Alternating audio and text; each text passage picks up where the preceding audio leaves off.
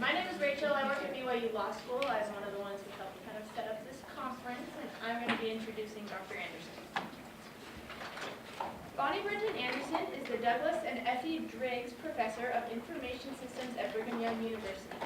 She also serves as the Department Chair of the Information Systems Department. She has been at BYU since receiving her PhD from Carnegie Mellon University in 2001. Dr. Anderson enjoys learning as she researches. Her first passion is her husband and 4 daughters. Her hobbies include traveling, playing the harp, family activities, and the occasional shark encounter. Let's give a good welcome to Dr. Anderson. Thank you. So I'm hoping this will show up in just a second here. But normally that works. We'll try one more time. So as far as my professional qualifications for this topic, I don't research this. I am not an expert based on that, but just having lived this for a while is why I offered this when Rick asked me to do some sort of presentation. If you want to know what I spend my time researching or teaching, that's more about user experience design or how to use neuroscience to improve computer security behavior in users. But instead, I'm going to talk about what I've been living, and probably a lot of you as well. And so instead of this being just me talking at you, what I want to do is have a lot of discussion. I have some slides where I'm asking for your experiences and to practice with your neighbors. So I'm hoping that we can get a good discussion going and that you're prepared to talk with people around you. Some people, that's the worst thing ever. They'd rather not talk to anybody. But that's all right. So we're going to start with what's the difference between surviving and thriving. But I think a lot of the time, when I almost titled the presentation, How to Survive, I thought, no, let's be a little more optimistic, a little more cheerful. So surviving is, you continue to live or exist in spite of this hardship, whereas thriving is either, and there are 2 definitions I have here, to grow vigorously or to progress toward or realize a goal despite or because of the experiences. So because it's a little bit harder, maybe it's a better thing. I'm going to turn off one light here. Does that help? Okay. Whoops, I switched what I was going to use for this. All right, so I've decided to frame it kind of in these main topics, and there's a lot of things that could go a lot of places, but to keep it in our time limit, this is how I am framing it today. Oh, I was going to tell you up front as well, I've already got this posted in box.com. I will share the link. It's at the end of my presentation. And Desiree, I just noticed you. She's a former student. Long time no see. All right, so what are some of the stereotypes that you've heard about women working in these types of fields? So my personal experience is in tech. I've been one of those lone women in tech for about 20 years or maybe longer. You may have some different experiences. So what have you heard? Women are too emotional. Too soft. Can't make the tough decisions. Oh.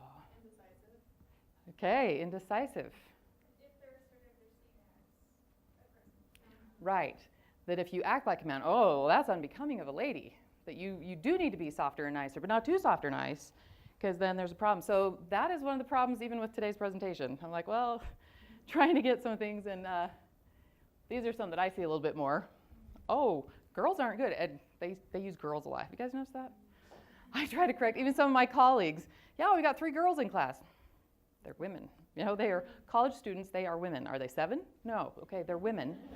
And maybe I shouldn't do that. Here's a little comic that I love. Yeah. Have you guys seen that one before? And the reason it really resonates with me, sorry the resolution did not turn out great there, is because when they only know like 1 or 2 women, you represent all women to them. So if she's bad at math, this may be the only person he sees that is a woman doing math, and so, well, all women must be bad at math. And my kids, I have 4 daughters. They just get so mad about that one. So there is some research that show that oftentimes women have to provide more evidence of competence than men do. Men are more likely to be influenced by other men, and this dates back to childhood. So that's a hard situation to break. I read a number of books about the biology of it, just to see, because does everybody know about the Google memo? James Daremore, why women are biologically inferior in this variety of ways. that there is some basis for some societal norms. And this is one that just kills me, but I have witnessed it, and I'm trying to work around it. And I've got a couple ideas, I'll tell you guys later, that they're not likely to listen to women unless this, or this, or you get your buddy to say it instead, or some things like that. And implicit bias is real. There are studies that show that, and women have it as well. And I get so embarrassed when I don't do as well on one of those tests that I think I should. So I'm making that conscious effort to put scientists and women together instead of, anyway. And this is a statistic you may have heard kind of generically. I looked up the source, that men apply for a job when they meet 60% of the qualifications. They think, I'm qualified. And women wait until they're 100% qualified. That they, and here's kind of the more detail on it, the reason the women or the men won't apply for a job, and the women don't want to waste their time. They don't think they're going to be hired because they're not qualified.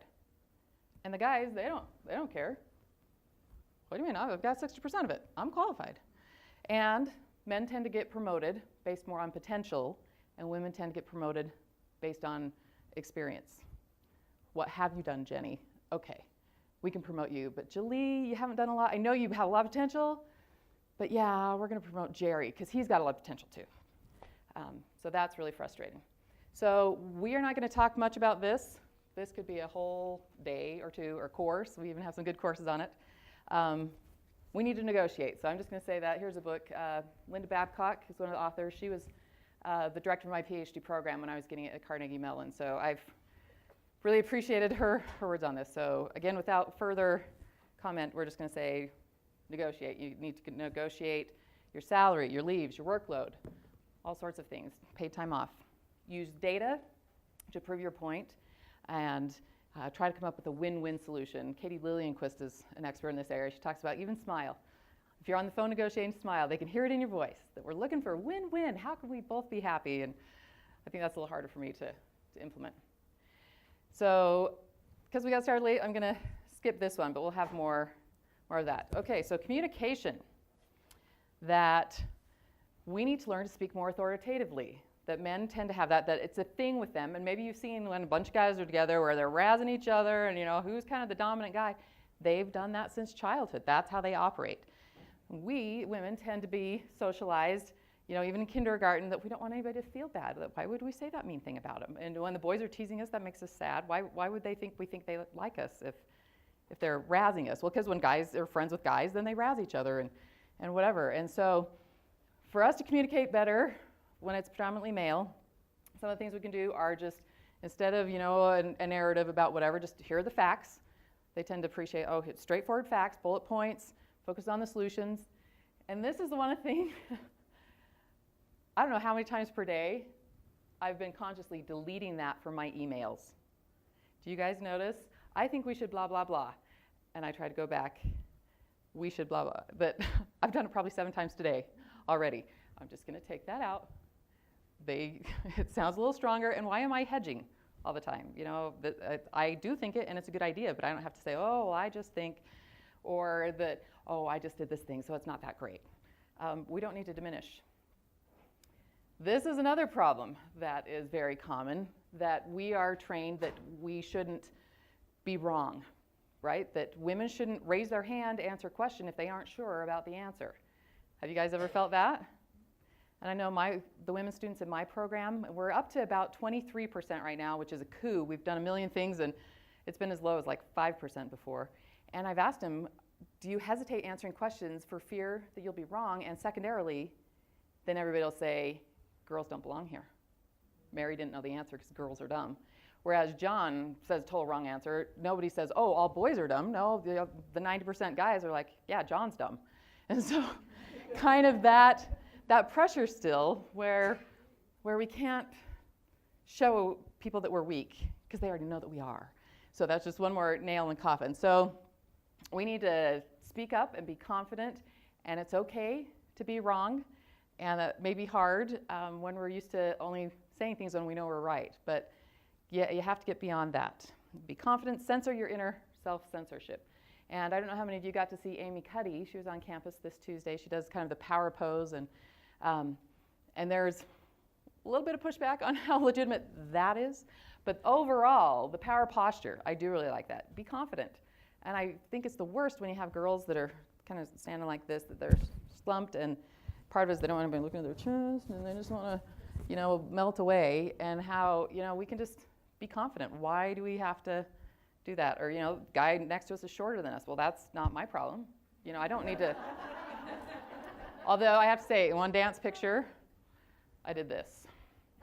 And there was my date. And, just because that's a long-term thing for him to recognize he's a lot shorter than me. All right. And this is kind of hard. I am also just naturally a conflict avoider. I think not all women are, but I happen to have that and be a woman. So there are times where I just don't want to say things that are going to get people angry or whatever, just kind of go sideways at it. But the boys, they just bash it out, and then they're best friends. And girls silently kind of bash it out, and then they're mad for 2 more weeks. And so when we're working with a bunch of men, the way of operating is just going to be, we just have it out. That's a dumb idea. And you tell me back, no, it's not. We're like, oh, okay. And we move on. But if I just say, why were you even thinking that? And then, for 3 weeks, she's going to avoid me. I'm like, oh, I was wrong. I shouldn't have said that to her. But I'm not going to apologize to her. And, so we just have to get used to these small skirmishes and be comfortable with conflict and being just, you know what, John, you're wrong on that. And here's why. And he may not like you for 10 minutes or an hour, but they're not likely to hold that long-term grudge like women are. This is a funny website, so I threw some of these in. Try to make sure I'm not blocking. That, by the way, this is tongue-in-cheek, in case you weren't sure. There's 9 of these on this website, and it talks, below each one's a little bit snarkier. But sometimes we're told, well, they'll feel threatened if you tell them I need it done by Monday, that we have to kind of use the feminine. So would you mind if you got it working on Monday? Would that work for you? Because it would help me if you could have that done on Monday. And I don't think we need to do that. That just makes me angry. Or number 2, when we're sharing our ideas.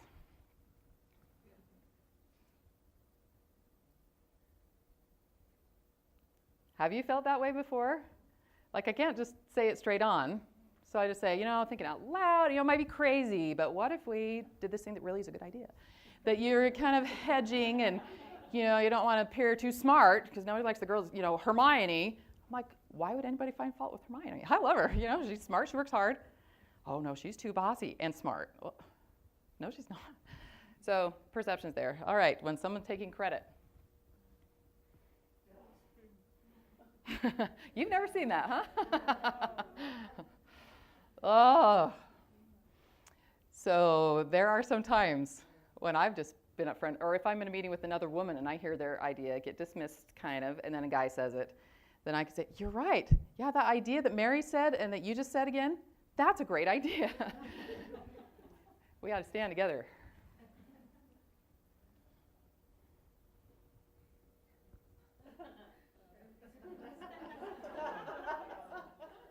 But have you seen stuff like this? Where again, we don't want to look too bossy. So just cutesy and smiley face, and just if you can. Okay, thanks. This one.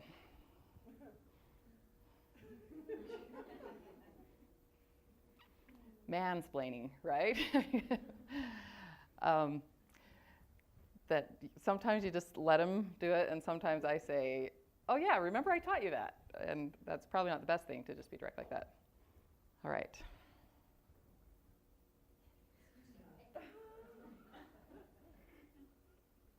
Have you seen people do that? Or the Barbie, math is hard. And again, that aggravates me. That, I'm usually pretty confident in my numbers, that I'm fine in math. I don't need to say, oh, math. That's kind of ridiculous. I'm going to toggle over for a second because this is related, and I'll just show you on this screen. There's a website that's pretty funny. Have you guys seen this? So if you're not sure how your meeting's going, and if you have the same people that you meet with frequently, that this might be helpful in a longer term picture. that if a dude's talking, you go ahead and click a dude.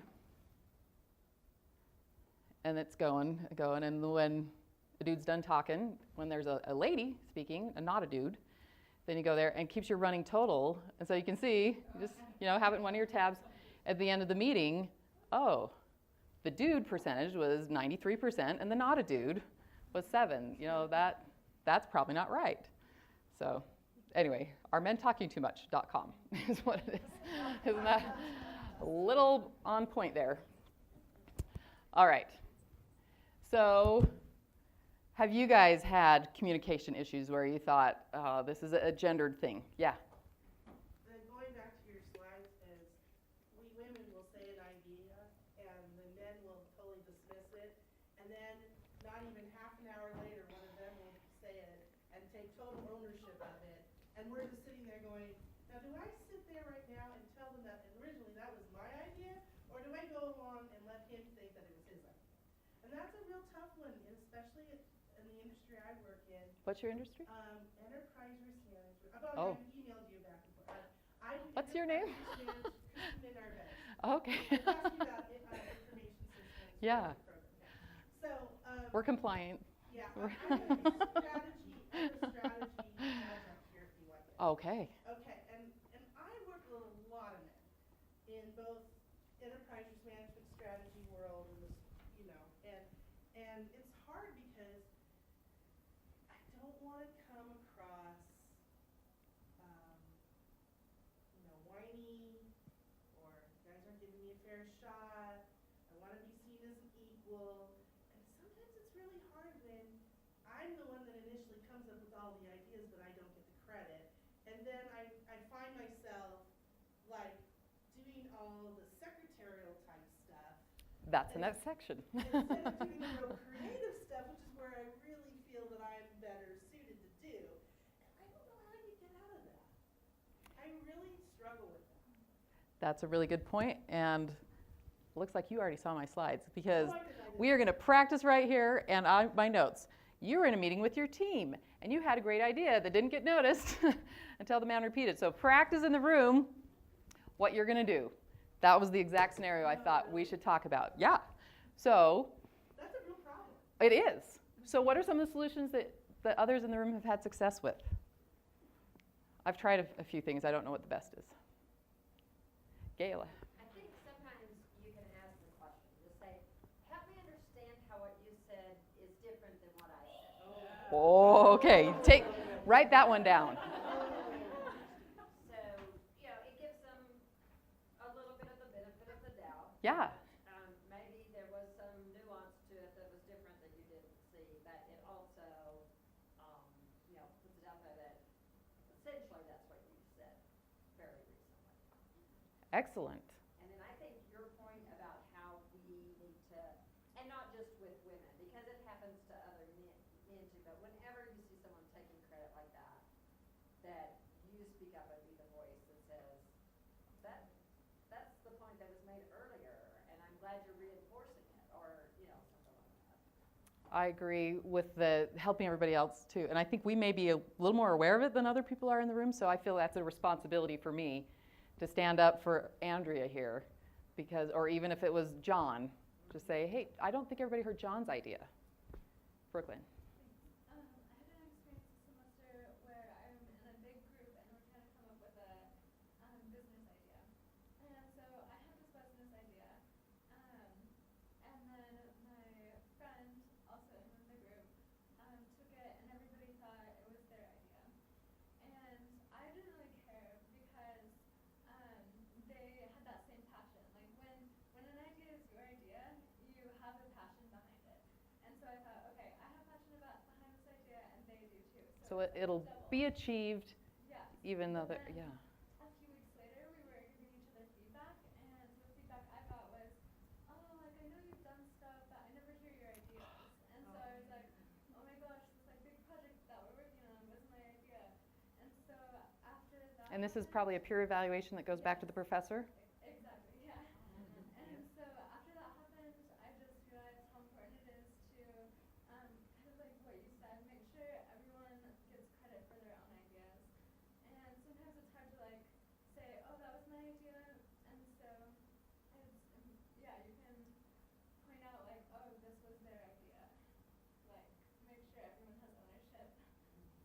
And one way to maybe backpedal, and maybe you don't want to go this way, is to the next time you say something great and somebody else is taking credit, you're like, I am sorry. I got burned on this one time before, so I just want to make it clear that I actually had this great idea. And they've added to it. But when I've had people think that I don't make any contributions, I've learned that I need to be a little more vocal about that. So it doesn't say, you guys are dumb, you didn't catch that. But it's just saying, this is why it's important for me, for you to recognize that. Yeah. Bonnie, I want to share a real quick story. In my business strategy 498 class, my first semester teaching here, I had a young man come up to me and say that he couldn't work with this group of girls because they weren't responding to his emails and texts and everything. He demanded that I put him on another team with all guys. And I said, I'd like to mix it up and stuff. And he goes, no, really, I cannot be on this team. And I go, okay. So I moved him on this team. But guess what happened? Most of those girls did way better than the guys' team that he was on. And I didn't even realize until after I graded their team strategic analysis paper, the girls who went to the mat. They're the ones that put in the hard work. The group that he chose to be with, they didn't do a very good job. So I think we women have to take pride and say, okay, no matter where you put me, I'm going to still show that I can do my best.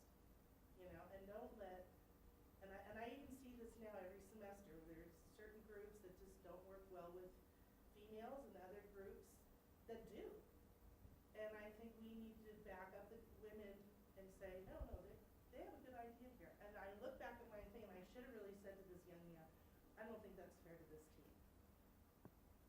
That you abandoned them after a month. Because it was a whole semester project. I should have been a little more. Although they were probably glad to have him gone. It sounds like. Why did you move him? Oh. And then I said, well, he said that you guys didn't respond to his texts and emails. He never even reached out to us. And so what I'm trying to say, but they actually, I mean, I go, well, look at the thing. You guys did way better than that other group did. So, you know, maybe it was better that he wasn't on your team. So in my undergraduate program, we have teams of 4, and they have 4 or 5 classes, or usually just 4 classes together per term. So it's across all those classes. You're in that same team, and you do big integrated projects all over the semester. And we try to be very careful in group dynamics about not sticking a woman by herself and some other things. And for some reason, one time we ended up with, now I can't remember if it was only a team of 3, which is kind of a weird thing, or if it was 4, but it was all women, and they had said, please can we do this? And they called themselves Team Estrogen.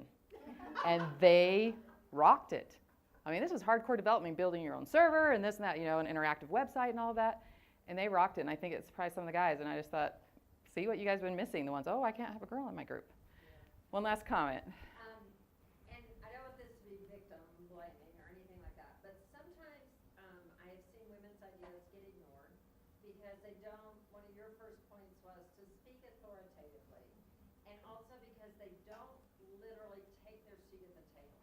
You go in a room and it doesn't look like there's enough chairs at the table, and in my experience, women tend to be the ones that'll take those chairs, you know, that are up against the wall, or that will sort of hang back to let, so take your place at the table where your voice is literally more easily heard, and if you have to pull up a chair and ask somebody to scoot over, that's okay.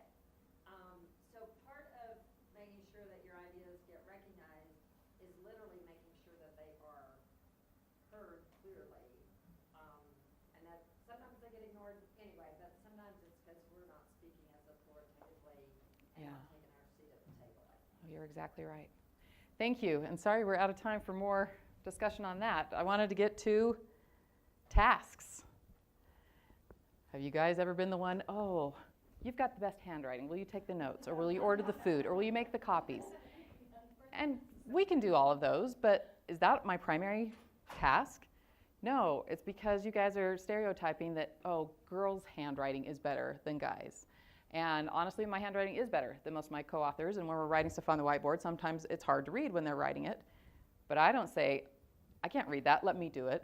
I'm like, okay, it's your turn, yeah, go ahead. Or even typing. They're fine typing notes and all the typos, whatever, and I watch it and just enjoying it. You know, it's not my job. We all take turns, and that's where we need to be. So if it's we're all pitching in right now and somebody needs to order food, and I can do that. You know, I guess it's my turn to order the food. That's fine, but if it's always, No, because you're the girl. You know how much to order. You know what type of foods people will like. Do I? How would I know that? And maybe I do, but is that a fair assumption? And just, I read about a lady who thought it'd be nice to bring coffee for her boss one time, her first day on the job, and then the next day he's like, "Oh, I thought you were getting me coffee." She's like, "No, I am not your go-to coffee girl."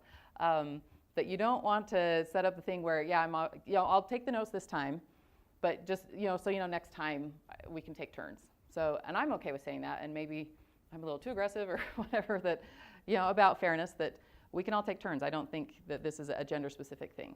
And I say that for pretty much everything. One thing poor Jenny's heard me say, when you're getting a development team for software development, unless your product is exclusively for use by men, you should have women on your development team. And same with this, is there some genetic reason a man can't do this? Is the job birthing a child? No, okay. You can make the copies. You can, make the reservation. That, right? Sorry. And my cute one of I have 10-year-old twins. One of them, what are you talking about, Mom? Teaching them to fish? I said, have you ever heard that if you give them a fish, they eat for a day, but if you teach them to fish? She's like, why would anybody want to eat fish? I started my mission in Japan and ate all I wanted, and now I don't. And there are ways to make it kind of friendly instead of, I'm sick of doing this for you guys. Can't you do it yourself? But if they honestly don't know how to use, and I'm going to say kind of our copier that also scans things, for PDFs and stuff, you just say, oh, yeah, let me show you. It's easy once you're taught. So they don't have to feel stupid or whatever, but why shouldn't they learn that thing? Again, there may be a couple cases where their time is super valuable, or they're this or that or whatever, and yes, my time is less valuable than, if President Worthen wanted me to make copies, I'd make copies for him. But if we're going to be working long term, maybe I'd show him, it's just right there. If you just need a quick copy, you could just go right there, it's just easy. And stand up for your own time, especially like in groups where you're mostly equals. If you get stuck doing the busy work that needs to be done, but it's all piled on you, then you can't get the stuff that you want to do completed. And there's some research that shows we have to outperform to get over the stereotype, oh, she's just here because she's a girl. So the last thing that we need is, I didn't get this research paper done because I was busy doing the administrative tasks that you assigned to me. So this is an interesting graphic here about housework type tasks versus the glamour tasks. And you think, how often do we see women kind of nudged into those roles? And there's, women are naturally good at managing people and whatever, and men are naturally better at sales and building, and I don't think there's a case. Again, there's sometimes heavy things you have to lift in certain industries maybe, but beyond that, and birthing children, there are a lot of things that both genders can do. So just be careful when you see yourself getting kind of nudged over to here at the expense of this. For me, it's specifically thinking about if I am managing which subjects come in for the study, and I'm not helping write the paper, that's not going to help me. I need this to progress in my career. This isn't going to get me anywhere. It needs to be done, and so we can all take turns doing it. All right, we'll come back again because we got started later, and I have some other things that I want to do a little more than time on this. If we have time at the end, we'll come back to get some of your experience and ideas when they've asked you to do those things. And my little notes on here, what to ask, was again the handwriting thing. I got that so many times. My handwriting's better because I care. I take time. If you guys cared, yours could be nice too. But we're all great typing, so you go ahead, type that. All right, confidence. Here's a nice quote that I like by Jane Goodall. You cannot get through a single day without having an impact on the world around you. What you do makes a difference. You have to decide what kind of difference you want to make. So I'm going to make a difference, and so is Andrea, and so is Jane. So why should I be like this and kind of slouch? And again, the Amy Cuddy thing about the kind of, what does she call it? Not smalling, but the opposite of broadening, the kind of shrinking kind of poses. Why should we not be confident? And this is hard for a lot of us, that we are trained, that's bragging. That's not becoming of a lady to brag. And men do it all the time. Well, of course. And so we need to figure out, because we aren't just going to get noticed. A lot of us, I think that if I do good work, people are going to notice. And a lot of times, and this is hard for me as well to say, hey, I did this great thing, because I think the women in the room are going to go, why is she so braggy? And the guys are probably thinking it too. So some things that I've come up with is when my team does awesome stuff, and this has been really fun for me, because my team recently has been crazy good. We are top in the world in our field in research, and I can say that about our team. And I've noticed I have one colleague when we're at conferences, and he presents, and he says, well, in my research, I did this and that, and that's why I'm top in the world. And I think, I never say I about our research, because we've always done it in a team. You know, he may have his own separate other research he could use that, but not this stuff that I'm part with him. That should be our and we. And that one, I think, is a lot easier for us. So if our team does well, then it's easy for me to say, hey, Andrea and I worked really hard and we got this done really well, instead of I'm the best. Do you guys know that?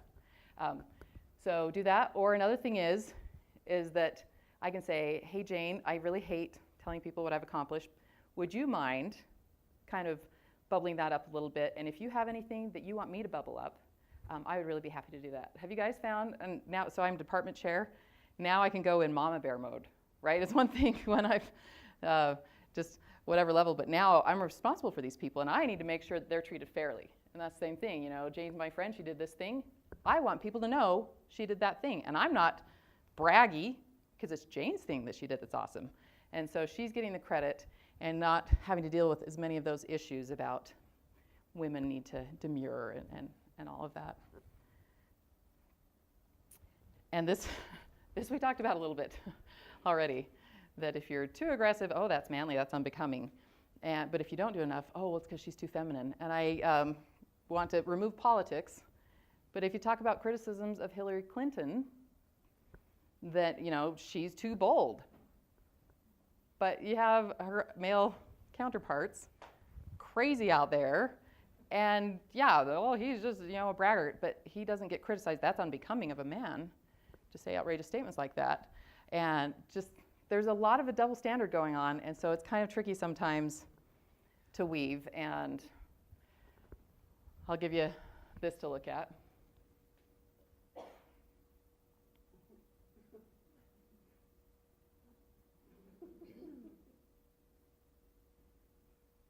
Have you ever done that? Downplayed your accomplishments?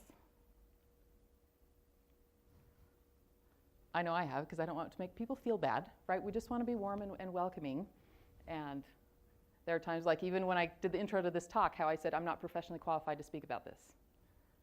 I've experienced it, but this isn't my area of research, and there are probably people who are. And like Lori Wadsworth in the next section, I know that is her area of research. She spent a lot of time there. That's going to be really good. And looking at the titles of the others, I think all other 5 presentations, they're professionally qualified to teach those things. I'm experience-wise. I have survived it, but have I been thriving? Hopefully better post today. And this is kind of a sad statement, that top one.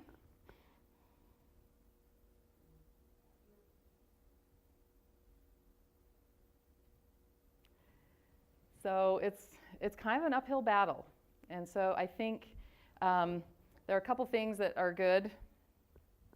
Here's one. So I've been known for my gratitude thing. Every night before bed, or if I am teaching classes, we do it in class. Document something that we're grateful for, and it helps us be more humble and appreciate the Lord's hand. Also healthier and smarter. The research shows that too. But this, she does an accomplishments journal.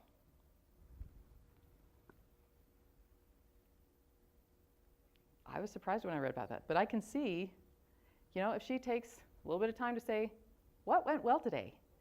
That can really boost your self-esteem to realize I am making a difference. And even if, you know, I do a million little things in the day, these are 3 things that went well. And I'm glad I did that. I usually end up with a very long to-do list during the day, and as I check things off, it's just moving to the next thing. But when I started keeping a list of, this is my to-do list, and this is what I've accomplished from it, I noticed that I was more productive and more confident in what I was doing as well. That's a really good idea. And my current way of doing to do is terrible because when it's done, it's erased. And I need to move it to the completed so I can see, look at all that I did, instead of here's what's left to do. So thank you for mentioning that. All right, what if you don't feel confident? Fake it till you make it. Would they have hired you, or would you be in this position or whatever if you weren't? Every once in a while, there's that little nudge.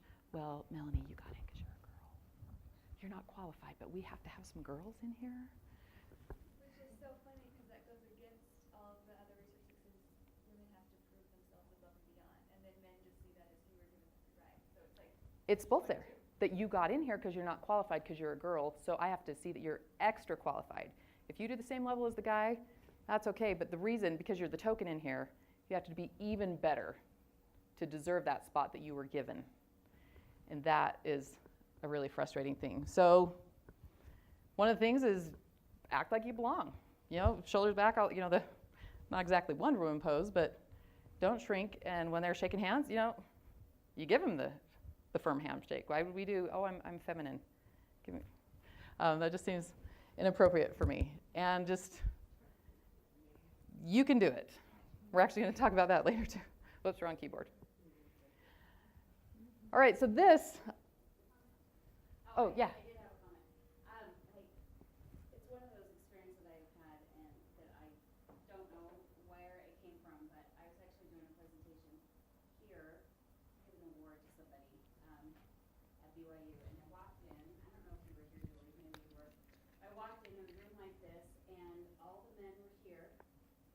The food was here, all the men were here, and the faculty, and then there were 3 women sitting right next to the food.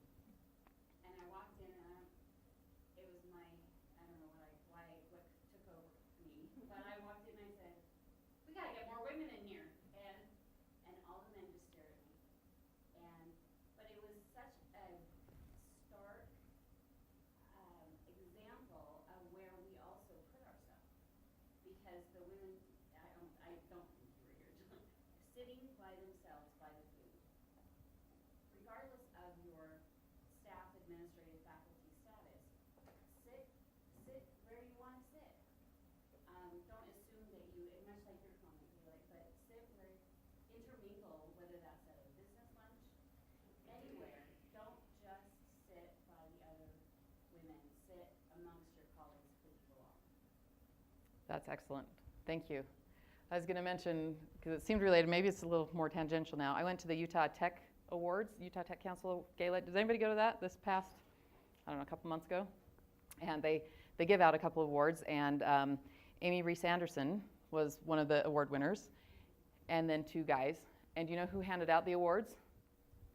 12 guys, just in a row, and they're nice tuxes and whatever, and Orrin Hatch was one of the guys, and Satya, is it Nadella? Anyway, Microsoft CEO was there, and then the awards committee, I'd looked in the program, is 12 men.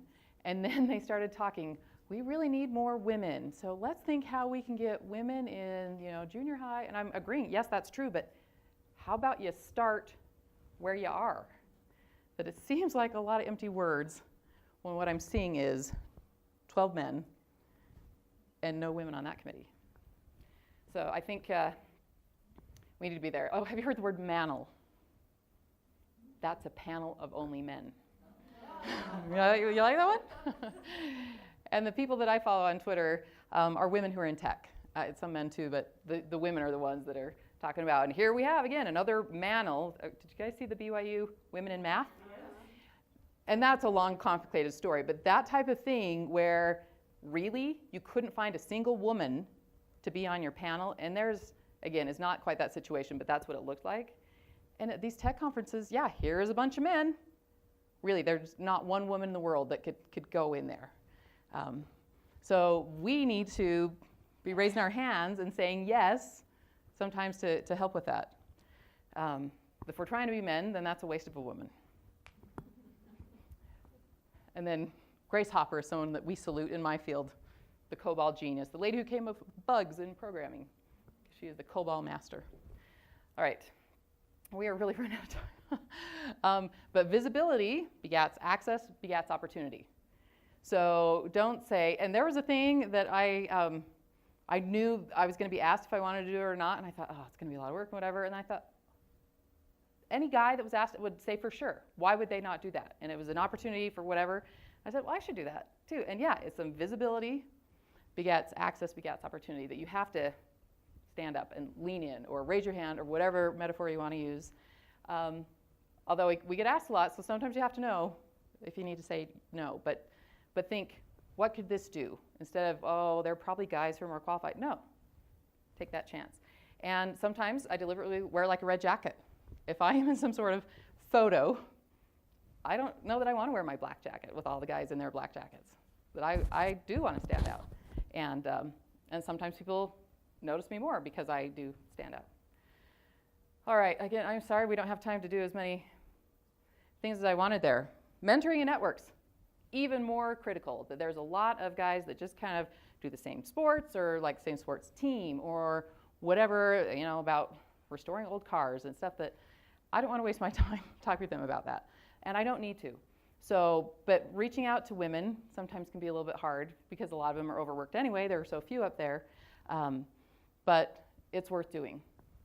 It's also good if you can have two. This is some information I got recently. You have the one that's going to help pull you to the next level, and then you have the other one that you can confess to that, here's a problem, what do I do now? Don't tell these mistakes to that one. They say make sure those are separate.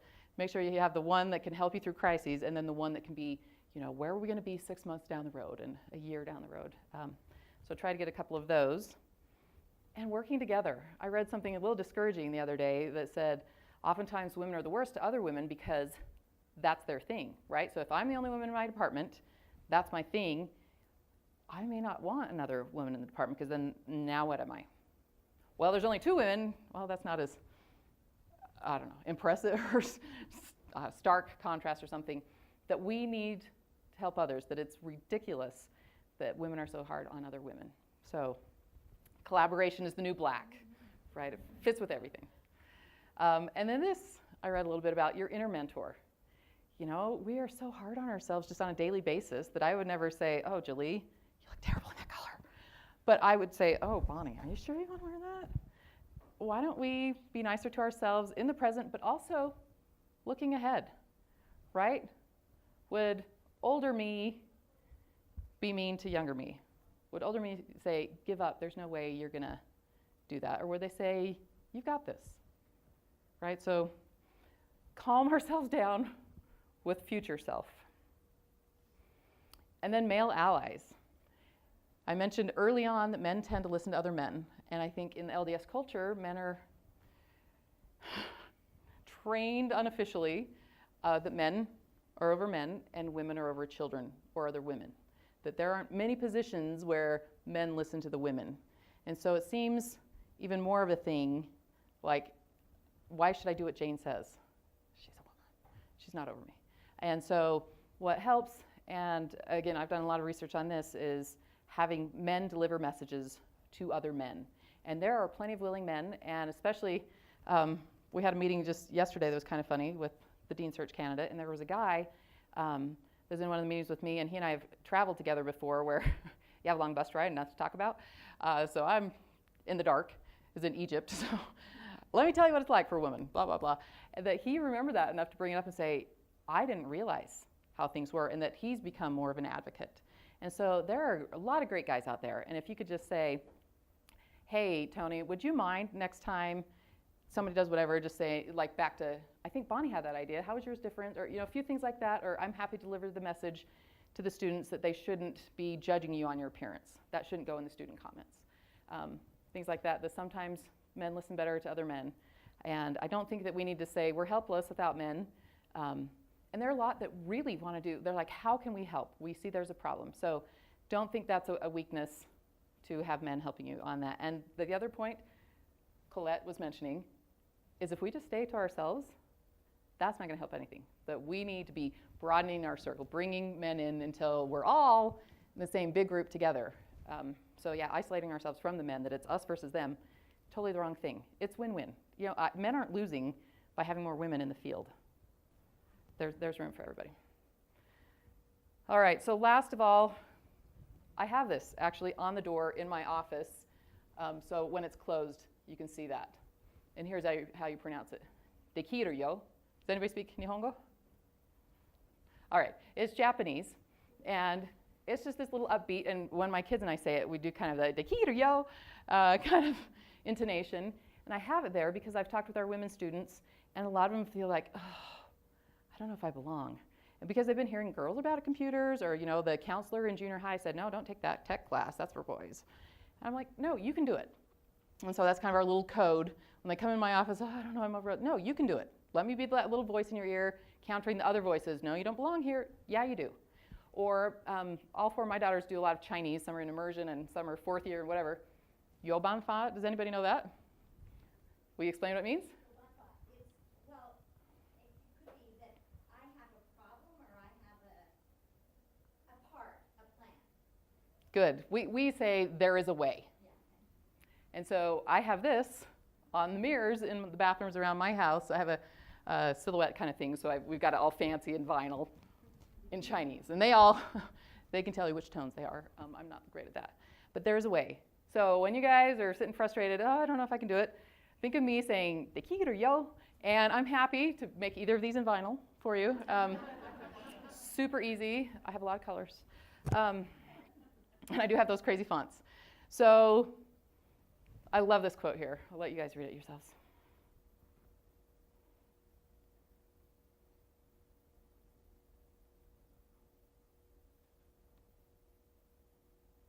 So we're not going to just survive. We are going to thrive. Actually, this came in UVU solicitation to my daughter. Please come to our school. And she got accepted here. So for those who know how it's been this year. She's a really good kid. All right. And just on one last note,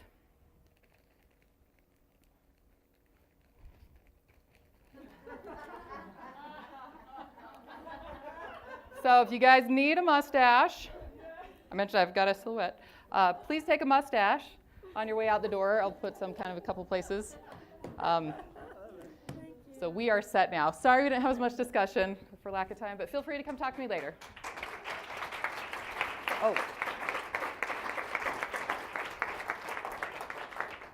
And this is where all these slides are posted. You can take the long or the short. I should have left it on that for a minute.